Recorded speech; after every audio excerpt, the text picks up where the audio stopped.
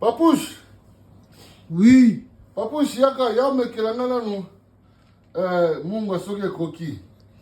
Ah non, si yo mekakate. Nalambi madesa na ebite. Yaka na nute osaka boy poani.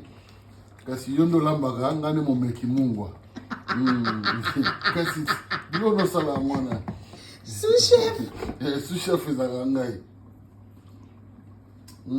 Ngane momeki mungwa. Siko mungwa pe me lexanga oka ada, mo pese ni ne pas Eve.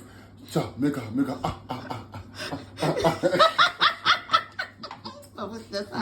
Osala bongo.